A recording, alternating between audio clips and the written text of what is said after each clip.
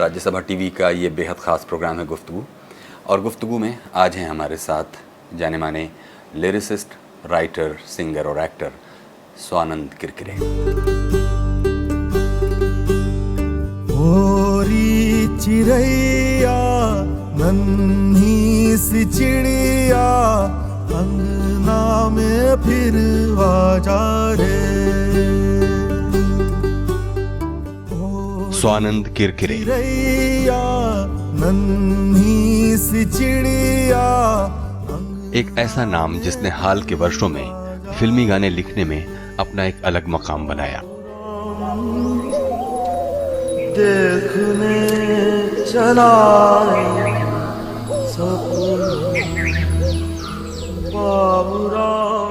बहुमुखी प्रतिभा के धनी स्वानंद किरकिरे का जन्म और पालन पोषण इंदौर में हुआ। यहीं उनकी शुरुआती पढ़ाई लिखाई भी हुई। घर का वातावरण संगीतमय होने के कारण स्वानंद का स्वाभाविक रुझान संगीत और कला की तरफ रहा। 1996 में रंगमंच की बारीकियां सीखने नेशनल स्कूल ऑफ ड्रामा पहुंचे स्वानंद किरकिरे ने अपने भीतर छिपी सभी कलात्मक संभावनाओं को पहचाना और तराशा। सब पर तेरी साहेबी,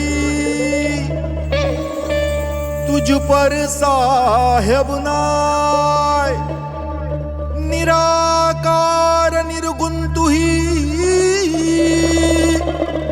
और सकल भरमार।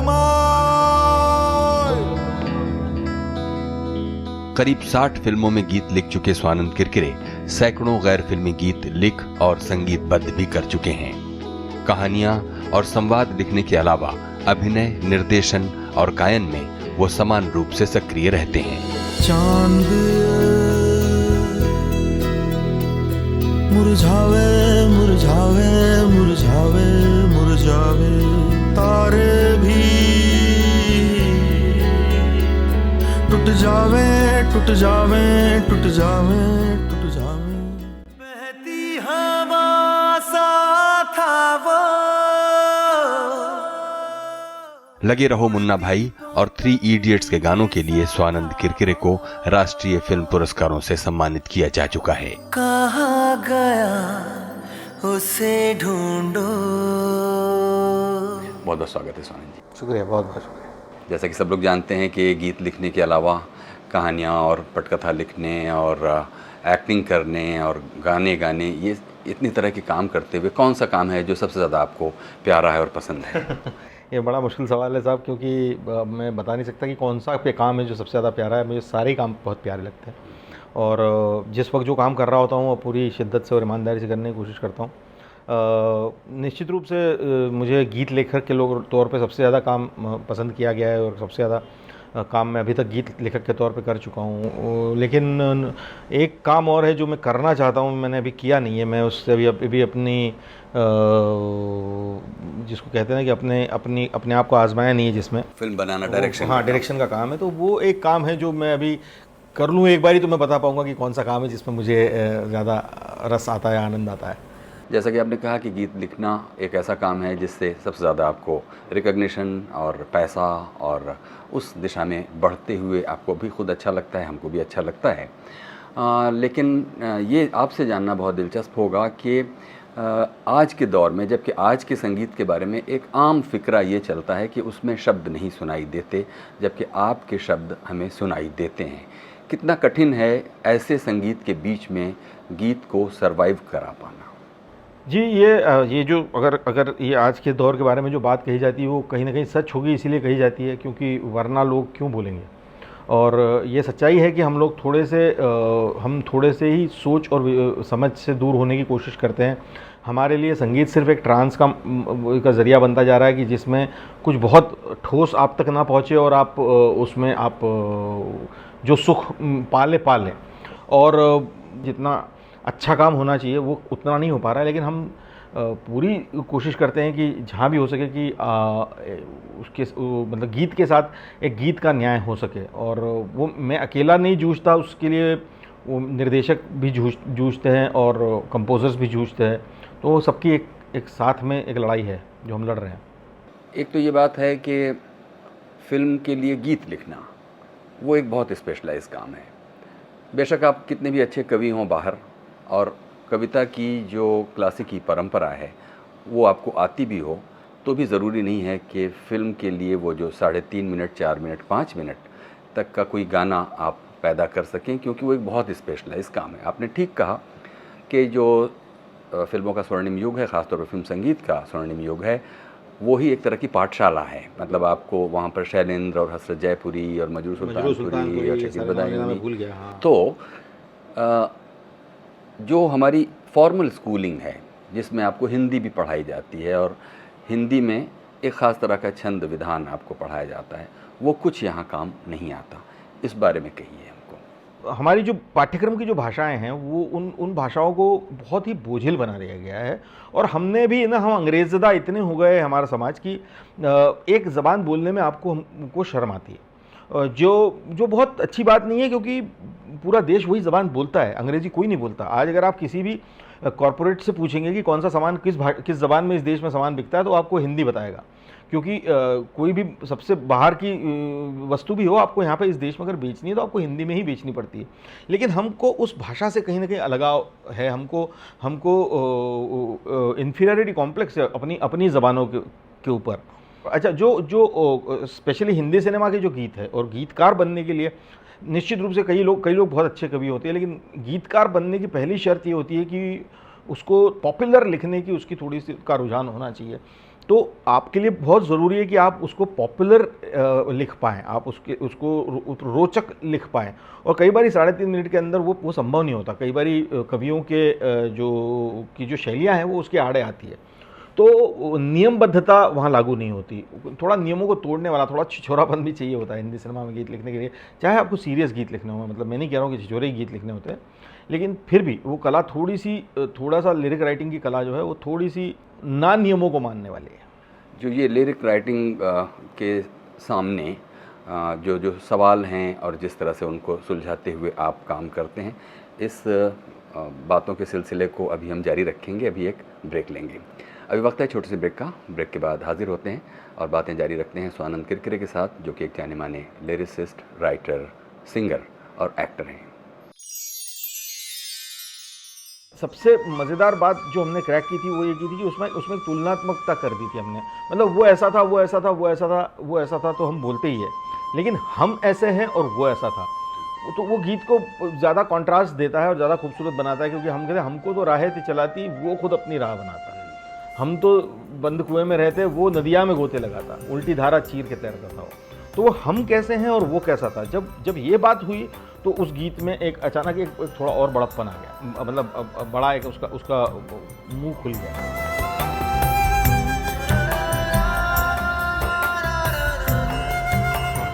स्वागत है एक बार फिर से। प्रोग्राम है गुफ्तगू, और गुफ्तगू में आज हैं हमारे साथ स्वानंद किरकिरे। स्वानंद जी, आपने कहा कि जो गीत लिखने का काम है उसमें कई स्तरों पर आपको जूझना पड़ता है, और कई बार आपको मांग के अनुसार हो सकता है कि कोई सस्ती चीज़ भी लिखना हो, यानी आपको वो जो पॉपुलर जो फोरम है उसका भी ध्यान रखना होता है। लेकिन एक दूसरी चीज़ कि आपके पास लिखने की शैली है, आपके पास छंद का या ये जो फिल्मी गीत का स्ट्रक्चर है उसका भी नो हाउ है, शब्द हैं, शब्द भंडार हैं। फिर एक जो सबसे ज़रूरी चीज़ आपकी ज़िंदगी का फ़लसफ़ा, वो भी एक बहुत इम्पॉर्टेंट रोल प्ले करता है। बिल्कुल करता है। वो कैसे आप उसको देखते हैं? ये ज़िंदगी का फ़लसफ़ा तो मेरे ख्याल में वो ही उसी आदमी का काम ज़्यादातर लोगों तक पहुंचता है और ज़्यादातर लोग उसको सुनते हैं, जिसका ज़िंदगी का फ़लसफ़ा थोड़ा साफ़ हो, जो भी हो, लेकिन वो थोड़ा साफ़ हो। और जो हिंदी फिल्म गीतकारों ने, और गीत एक शैली ऐसी है, और उसमें जो काम करते हैं, जो हम स्वर्णिम युग की बात कर रहे हैं तब से लेके, वो फ़लसफ़ा सीधा साधा इंसानियत का फ़लसफ़ा हिंदी फिल्म गीतकारों ने लिया हुआ है अपने चाहे डायरेक्टर्स और स्टोरी राइटर्स वो बात नहीं कहना चाहते थे, लेकिन हिंदी फिल्म गीतकारों ने फिल्मों को बहुत ज़्यादा उस तरह से इंटेलेक्चुअली भी समृद्ध बनाया है, और उसको अपना एक इंसानियत का जो फ़लसफ़ा है उसमें वो हमेशा पिरोते रहे हैं, और साहिर साहब से लेके शैलेंद्र साहब तक, मतलब सभी लोग। तो इसीलिए मुझे ऐसा लगता है कि हिंदी फिल्म गीतकार जो होता है उसको हमेशा, मतलब भले ही आप एक म्यूज़िक डायरेक्टर का फ़लसफ़ा उसमें आए ना आए, लेकिन गीतकार का फ़लसफ़ा आता ही है, आके ही रहता है, और वो जिसका साफ होता है वो यहाँ पे सक्सेसफुल होता है, ऐसा मेरा मानना है। आपने ये भी पाया होगा कि कुछ, चूँकि एक ये मामूलीपन का और गिरावट का पूरा दौर है, ख़ास तौर पर क्रिएटिव दुनिया में देखें, लेखन की दुनिया में देखें, तो ऐसे में कुछ बहुत साधारण लाइनें, साधारण बातें जो आपकी नज़र में, कोई गीत एक बहुत मामूली साधारण गीत था आपकी नज़र से, लेकिन उसको बहुत हाथों हाथ लिया गया, ऐसा कोई अनुभव अगर आपके पास है?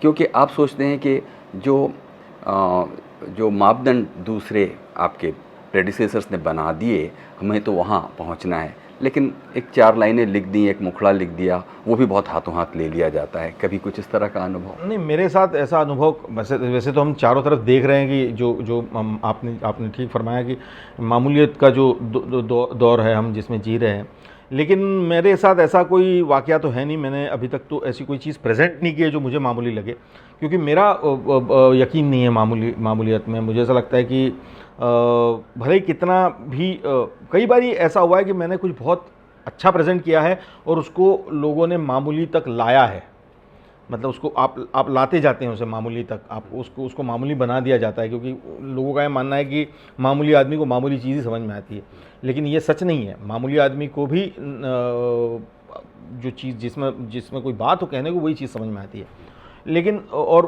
उसको हम लोग मार मार के सुना, लेकिन कई बार ये हुआ है कि हाँ, आपने कुछ लिखा है जिसको तोड़ मरोड़ के, घिस पीट के, काट छाट के मामूलियत के स्तर पे लाके रख दिया गया है। ऐसी कुछ फिल्मों के गीत मैंने किए हैं, ऐसी कुछ, और इससे लगातार लड़ाई जारी रहती है, क्योंकि आपने कोई बात लिखी है जो आपको लगती है कि आपने बहुत ठीक तरीके से लिखी है, लेकिन जो मार्केटिंग फोर्सेस होते हैं, जो कमर्शियल फोर्सेस होते हैं, उनको वो बात ठीक नहीं लग रही होती है और उनसे आपका लगातार टकराव चल रहा होता है। ये तो हो गई एक बात जो कि आपके प्रोफेशन और आपके कंट्रीब्यूशन के थोड़े से एक लाइटर या ग्रे शेड्स गीत हो गई, लेकिन जो बहुत अच्छे गीत हैं उनमें से किसी एक गीत की बनने की प्रक्रिया के बारे में भी कुछ हमको बताइए। जी, मैं आपको बताता हूँ, मैंने एक गीत लिखा था लगे रहो मुन्ना भाई में, बंदे में था दम वंदे मातरम, महात्मा गांधी के ऊपर वो फिल्म बनी थी, और बड़ा ही रिस्की मामला था वो, क्योंकि उसमें क्योंकि वो ये दौर हमारा बहुत संवेदनशील दौर है, जिसमें पता नहीं कौन किसकी भावनाएं किस वक्त आहत हो जाए, और वो पूरी की पूरी बात आ जाती है फिल्मकारों के ऊपर, और महात्मा गांधी और इस तरह के लोगों के ऊपर बात करना एक ऐसी रिस्क है कि आपको सच में नहीं पता कि लोग किस तरह से इसके ऊपर रिएक्ट करेंगे। चाहे आपकी भावना कोई भी हो, लेकिन वो उस भावना को समझेंगे ही या नहीं समझेंगे, इसकी कोई गारंटी नहीं है। तो उसमें यह था कि लगे रहो मुन्ना भाई का मंजर था, और उसमें लिखना था गीत महात्मा गांधी के ऊपर, और कंडीशन ये थी कि उसकी ज़बान जो है वो मुन्ना भाई जैसी होनी चाहिए। जब राजकुमार हिरानी जी ने मुझे बताया, हम लोगों ने डिस्कस किया, उन्होंने कहा कि यार होना चाहिए मुन्ना भाई कैसे देखेगा महात्मा गांधी को, तो वो बड़ा मुश्किल काम था, बहुत बड़ी जिम्मेदारी थी। हम लोगों ने हम काफ़ी कोशिश करते रहे, हमने कई सारे उसके वर्जन्स लिखे, और अहिंसा परमो धर्म से लेके, उनमें बहुत था दम से लेके, फिर किसी ने कहीं से बोला कि यार बंदा या बिंदा से जैसा कुछ होना चाहिए, फिर किसी ने बोला उनमें दम था ऐसा होना चाहिए, फिर किसी ने वंदे मातरम बोला, फिर कुछ बंदे में था दम वंदे मातरम करके कुछ एक नया जुमला तैयार हुआ। ऐनक पहने लाठी पकड़े चलते थे वो शान से, सालिम कांपे थर थर थर थर सुनकर उनका नाम रे।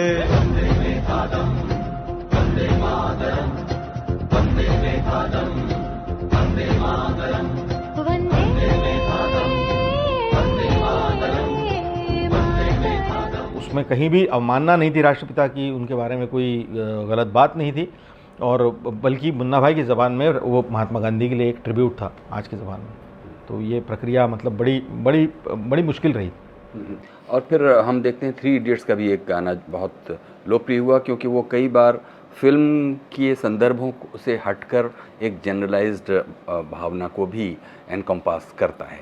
उस गीत के बारे में बताइए, क्योंकि ये जो बहती हवा सा था वो, ऐसे बहुत सारे लोग हमारे आसपास होते हैं, आपकी ज़िंदगी के नज़दीक होते हैं, जो इन्हीं तरह की अनिश्चितताओं के साथ जीवन जीते हैं। जी, वो भी गीत बड़ा बड़ा महत्वपूर्ण गीत रहा, क्योंकि वो भी हम लोग जब 3 इडियट के लिए बना रहे थे तो वो हमको रैंचो के कैरेक्टर के लिए लिखना था। और रैंचो वो उसकी कहानी में उसकी ज़रूरत इस तरह से थी कि आप जब लोग उसे ढूंढ रहे हैं तभी आप उस कैरेक्टर की महत्ता को, उसकी इम्पोर्टेंस को, इन लोगों की ज़िंदगी में जो उसकी इम्पोर्टेंस है उसको आप इस्टेब्लिश करें, उसको आप दर्शकों को पहले ही बता दें।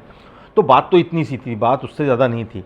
लेकिन वो अच्छा आदमी था, वो भला आदमी था, वो अलग काम करता था। लेकिन उसी वक्त पे हमने ये सोचा कि यार क्यों ना ये एक ट्रिब्यूट दिया जाए उन सभी लोगों को जिन्होंने लीक से हटकर कुछ करने की कोशिश की है, बंधे बंधाए नियमों के दायरे तोड़कर कुछ करने की कोशिश की है। तो ऐसे कई सारे लोगों के चेहरे सामने आने लगे जो जो जो जो तो मुझे लगा कि यार हाँ। और उसमें सबसे मज़ेदार बात जो हमने क्रैक की थी वो ये की थी कि उसमें एक तुलनात्मकता कर दी थी हमने। मतलब वो ऐसा था, वो ऐसा था, वो ऐसा था, वो ऐसा था, तो हम बोलते ही है, लेकिन हम ऐसे हैं और वो ऐसा था। तो वो गीत को ज़्यादा कॉन्ट्रास्ट देता है और ज़्यादा खूबसूरत बनाता है, क्योंकि हम कहते हैं हमको तो राहें थी चलाती, वो खुद अपनी राह बनाता। हम तो बंद कुएं में रहते, वो नदिया में गोते लगाता, उल्टी धारा चीर के तैरता था वो। तो वो हम कैसे हैं और वो कैसा था, जब ये बात हुई तो उस गीत में एक अचानक एक थोड़ा और बड़प्पन आ गया, मतलब बड़ा एक उसका मुंह खुल गया। ये बहुत दिलचस्प बातें हो रही हैं स्वानंद जी, लेकिन अभी हम एक ब्रेक लेंगे। एक वक्त एक छोटे से ब्रेक का, ब्रेक के बाद हाजिर होते हैं और बातें जारी रखते हैं स्वानंद किरकिरे के साथ, जो कि एक मशहूर गीतकार, लेखक, गायक और अभिनेता हैं। हुक लाइन एक बड़ा टर्म है आजकल इंडस्ट्री में और सभी जगह की, क्योंकि जो 2 लफ्ज़ होते हैं, जो पहले 2 लफ्ज़ होते हैं गीत के, जो बार बार बजा के जिनको लोगों के कानों में घुसा दिया जाता है, और वो जो मतलब जैसे बदमाश दिल हुआ, या इश्क कमीना हुआ, या इश्क ऐसा हुआ, या इश्क वो हुआ, या इश्क इलाहाबादी हो गया, इश्क लखनवी हो गया।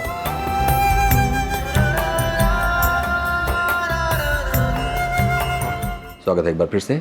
प्रोग्राम है गुफ्तगू, और गुफ्तगू में हम आज हैं स्वानंद किरकिरे के साथ, मशहूर गीतकार स्वानंद किरकिरे।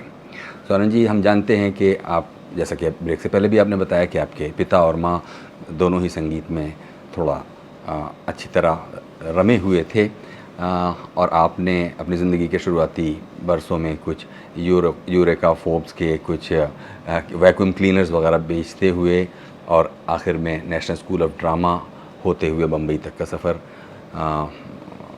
किया, और एक्टिंग सीखने के बाद लेखन को आपने एक तरह से कहिए कि प्राथमिक कारोबार बनाया।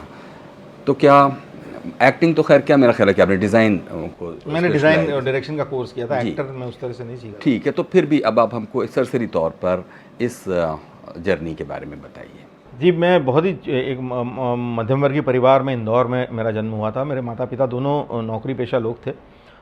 मेरे पिताजी बैंक में नौकरी करते रहे, और मेरी माँ इंदौर यूनिवर्सिटी के एडमिनिस्ट्रेशन डिपार्टमेंट में देवी अहिल्या विश्वविद्यालय इंदौर में थी। और दोनों को बहुत पैशन था संगीत का। कुमार गंधर्व के पास में भारतीय क्लासिकल म्यूज़िक वो सीख रहे थे। और लेकिन दिक्कतें ये थी कि बड़ा परिवार था पीछे पिताजी का, और इस तरह की ज़रूरत थी कि वो अपना शौक़ पूरा करने के लिए, या अपने शौक़ को अपना व्यवसाय बनाने में सफल नहीं हो पाए, क्योंकि उन्होंने वो नौकरी नहीं छोड़ पाए और उस तरह से फुल टाइम म्यूज़िक की तरफ नहीं गए। तो उस वजह से इंदौर ही में हम लोग रहे। और उसी वक्त पे मेरे दिमाग में थोड़ा थिएटर चलने लगा था। मैं संगीत तो सुनता ही था, लेकिन संगीत से ज़्यादा मेरी रुचि नाटक में थी। और मैं इंदौर में हिंदी और मराठी दोनों तरह के रंगमंच होते थे, तो उनसे जुड़ा था, लेकिन बहुत ही एमेच्योर लेवल पे वो होता था। तो किसी ने बताया कि भाई ये नेशनल स्कूल ऑफ ड्रामा होता है, अगर इसी फील्ड में अगर तुमको कुछ करना है तो राष्ट्रीय नाट्य विद्यालय जाइए आप, वहाँ पे आपको सही ट्रेनिंग मिलेगी ताकि आप प्रोफेशनली इस काम को कर सकते हैं। और मैंने कहीं पढ़ लिया था कि नसीरुद्दीन शाह और ओमपुरी साहब भी यहाँ इस स्कूल से पढ़े हुए हैं। तो मेरे मन में कहीं ना कहीं बात पक्की होने लगी कि मुझे यहाँ जाना चाहिए। मैं जाने की कोशिश करता, मैं फॉर्म मंगाया। मैं इंदौर से था, तो ऐसा कोई दिल्ली उस वक्त पे इतना आसान नहीं था कि, तो रोज़गार समाचार में नेशनल स्कूल ऑफ ड्रामा का वो आता था, तो मैंने रोज़गार समाचार से उसको फाड़ के और उनका फॉर्म मंगाया। उन्होंने कहा कि इसके अंदर तो अगर आपको आना है तो आपको 10 नाटक आपने किए होने चाहिए। अब 10 नाटक इंदौर में तो 10 साल में होते थे। 10 नाटक करने के लिए इंदौर में कहाँ से मैं 10 नाटक करता। तो फिर भी मैंने उसको सीरियसली लिया। मैंने सोचा कि चलो ये अगर ऐसा है तो मैं कहीं जहाँ भी नाटक होगा नाटक करूँगा। और 1-2 साल का मैंने सोचा 2 साल बाद अप्लाई करूँगा और 2 साल कुछ करूँगा और पैसे भी कमा लूँगा थोड़े से। तो मैंने उसमें यूरेका फोर्ब्स में नौकरी कर ली और डोर टू डोर जाके वैक्यूम क्लीनर बेचता था। और शाम को जहाँ भी थिएटर होता था, जो भी ग्रुप कर रहा होता था उसके साथ जाके जुड़ जाता था ताकि 10 नाटक किसी तरह मेरे हो जाए। वो हो गए। यूरेका फोर्ब्स की नौकरी करते वक्त मैं असफल रहा बहुत बुरी तरह से, क्योंकि मेरा मन नहीं था और मुझे वो काम अच्छा नहीं लगता था। सेल्समनी मेरे अंदर नहीं थी, मेरे अंदर थोड़ा एक कला का अभाव था। खैर नेशनल स्कूल ऑफ ड्रामा में आ गया और नेशनल स्कूल ऑफ ड्रामा में मैंने 3 साल डिज़ाइन और डायरेक्शन का कोर्स किया मेरे। और उसी समय मैंने कुछ अनुवाद किए, कुछ ट्रांसलेशंस किए, कुछ ऐसे। मैं जनरली मेरी आदत रही है कि कुछ ना कुछ नया करते रहने की। तो मैंने जब मुझसे किसी ने कहा कि इन नाटकों का अनुवाद करना है, क्या कर दोगे? मैंने कहा कर दूंगा। उसके अलावा दिल्ली की एक बड़ी संस्था है एक्ट वन नाम की, एक पीयूष मिश्रा, आशीष विद्यार्थी, मनोज वाजपेयी उस ज़माने में एक्ट वन का हिस्सा हुआ करते थे। सुजीत सरकार जिन्होंने अभी पीको बनाई है, और असीम बजाज जो कैमरामैन हैं, और गजराज राव, ऐसे कई सारे लोग थे। तो उन्होंने वहाँ पे उससे भी जुड़ा। तब पीयूष मिश्रा से भी जान पहचान हुई। वो बड़े अच्छे गीत लिखा करते थे उन दिनों। तो वहाँ पे ये भी इच्छा जागी कि भाई ये कैसे गीत लिखते हैं, इनका क्या प्रोसेस है गीत लिखने का, वो थोड़ा वो समझा जाए। और वो करते कराते कभी एक्ट वन के लिए जब पीयूष मिश्रा नहीं थे तो मुझ पर जिम्मेदारी आ गई गीत लिखने की। इक्का दुक्का गीत उनके लिए लिखे। तो हाँ, ये हुआ कि हाथ साफ़ होने लगा चीज़ों के ऊपर, स्क्रिप्ट राइटिंग के ऊपर, गीत लेखन के ऊपर। और ये करते हुए मैं एक NSD में मैंने जब पास आउट हुआ तो मुझे राष्ट्रीय नाट्य विद्यालय के रंगमंडल में एक नाटक डायरेक्ट करने का मौका मिला, जो मैंने शहीद भगत सिंह के दस्तावेज़ों पे जो उन्होंने लिखे थे, लेख लिखे थे, जो आर्टिकल्स थे उनके, उसके ऊपर एक मैंने नाटक किया। एक सपना नाम था उस नाटक का। और उस नाटक में को देख के यहाँ की एक प्रोड्यूसर थी मंजू सिंह, जिन्होंने दूरदर्शन के लिए काफ़ी काम किया, एक कहानी वगैरह, बड़े अच्छे सीरियल उन्होंने बनाए थे। तो उन दिनों दूरदर्शन के ऊपर एक सीरियल बनता था स्वराज। तो वो स्वराज सीरियल को जो भारत के आज़ादी के 50वीं सालगिरह पे होने वाला था, और वो भगत सिंह और चंद्रशेखर आज़ाद के दौर पे वो सीरीज़ थी। तो वो मेरा चूँकि भगत सिंह के ऊपर पूरा रिसर्च हो चुका था, तो उन्होंने मुझसे कहा कि तुम आओ भगत सिंह ये सीरियल। तो मुझे भी लगा कि चलो ये रिसर्च किसी काम आ रहा है। तो वो सीरियल लिखने के बहाने मैं बम्बई आया, और वो सीरियल तो हुआ 50 एपिसोड का। और उसके बाद में फिर मैं यहाँ वहाँ काम ढूंढने लगा। इसी दौरान सुधीर मिश्रा जी से मुलाकात हुई, उनके साथ उनको असिस्ट करने लगा। कलकत्ता मेल नाम की उनकी एक फ़िल्म थी, अनिल कपूर और रानी मुखर्जी थे उसमें। उसके अलावा एक चमेली नाम की फ़िल्म बनाई, उसके संवाद लिखे मैंने। और हज़ारों ख्वाहिशें ऐसी एक फ़िल्म जो बना रहे थे वो, उसमें मैंने उनको असिस्ट किया, चीफ असिस्टेंट डायरेक्टर था। और उसी फिल्म की शूटिंग के दौरान मैंने एक गाना लिखा था, बाबरा मन देखने चला एक सपना।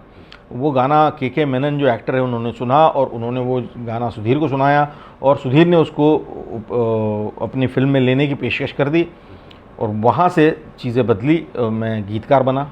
बाबरा मन के बाद तुरंत मुझे परिणीता मिली, और परिणीता के बाद फिर रेस्ट इज़ हिस्ट्री। और अब चूँकि प्रोग्राम में वक्त की भी हमारे पास कमी है, लेकिन बातें तो बहुत दिलचस्प हैं। काश कि हम लोग इस बातचीत के सिलसिले को और आगे बढ़ा सकते हैं। आखिर में हमको बताइए कि ये जो गीत लेखन ख़ास तौर पर, इसमें कई बार ऐसे लोगों के साथ भी कन्फ्रंटेशन होता है जो लगता है कि इनके लिए गीत नहीं लिखा जाए, मतलब अब इतना भी नीचे नहीं गिरा जा सकता। वो कोई अनुभव हो तो बताइए। साहब ऐसे तो कई अनुभव है। मतलब मैं सर्वाइव ही करता हूँ इसी बात पे कि मेरे पास मेरी तरह के गीत लिखने वाले इक्का दुक्का लोग, साल में 2 लोग आ जाते हैं, और 2 फिल्में मेरी साल में रिलीज़ हो जाती है, और अच्छी फिल्में मिलती रही है अभी तक। मतलब जिस भी वजह से मिलती रही है, शमिताब हो या पीके हो, या उसके पहले 3 इडियट हो, या लगरो मुन्ना भाई हो, या काय पोछे हो। लेकिन उसके अलावा मुझे दिन में कम से कम 2 लोगों को, 3 लोगों को इस तरह के मैं मना करता हूँ कि मैं इतना गिर के गीत नहीं लिख सकता, क्योंकि आज की दौर की ज़रूरत ये है कि मुझे ये भी अनुभव, मैं कि नाम तो नहीं लेना चाहता, लेकिन मैं आपको बताऊंगा कि मुझे किसी ने ये बोला था कि हुक लाइन एक बड़ा टर्म है आजकल इंडस्ट्री में और सभी जगह की, क्योंकि जो 2 लफ्ज़ होते हैं, जो पहले 2 लफ्ज़ होते हैं गीत के, जो बार बार बजा के जिनको लोगों के कानों में घुसा दिया जाता है, और वो जो मतलब जैसे बदमाश दिल हुआ, या इश्क कमीना हुआ, या इश्क ऐसा हुआ, या इश्क वो हुआ, या इश्क इलाहाबादी हो गया, इश्क लखनवी हो गया। ये हुक लाइन ये इसको हुक वर्ड्स बोलते हैं, जैसे बदतमीज़ दिल हो गया, अब बदतमीज़ दिल हो गया, मतलब इस तरह की चीज़ें होती है। तो कुछ अच्छे भी होते हैं उसमें, कुछ बुरे भी होते हैं, मैं अच्छे बुरे की बात नहीं कर रहा हूँ, लेकिन वो उस तरह से तो लोग मुझे बुला के ये कहा कि भाई साहब आप तो वो हुक सुना दो मुझे, बाकी अंतरे तो आप लिख लेना, कौन सुनता है अंतरे। तो मैं वहाँ से मैंने कहा मैं ठीक है, मैं कल आता हूँ। और मैं उस दिन से वहाँ से जो निकला वो मैं अभी पहुँचा ही नहीं हूँ वहाँ पे दोबारा, क्योंकि मुझे ऐसा लगा कि अगर अंतरे मतलब अरे भाई पूरी कविता तो तब बनती है जब पहली लाइन से लेकर आखिरी लाइन तक वो सुनी जाए, वरना कई पहली 2 लाइनें सुन के कभी किसी को कविता समझ में आएगी। तो लेकिन नहीं है, ऐसी सोच के लोग हैं। और ये भी कहते हैं कि बहुत अल्फाज है, अल्फाज कम करो, एक लाइन रखो, उसको रिपीट करो, बार बार सुनाओगे तो याद रहती है, फिर हिट होता है गाना। तो इस तरह की कुछ भ्रांतियाँ हैं लोगों के दिलों में, लेकिन ठीक है, टूटेंगी। बहुत बहुत शुक्रिया स्वानंद, आपने हमारे लिए इतना वक्त दिया, बहुत बहुत शुक्रिया। बहुत बहुत शुक्रिया। ये थे जाने माने गीतकार, लेखक, गायक और अभिनेता स्वानंद किरकिरे। प्रोग्राम गुफ्तगू के इस एपिसोड के बारे में कुछ कहना चाहते हो तो हमें लिखिए feedback.rstv@gmail.com पर। थोड़ी चिड़ैया नन्ही सी चिड़िया अंगना में फिर आ जा।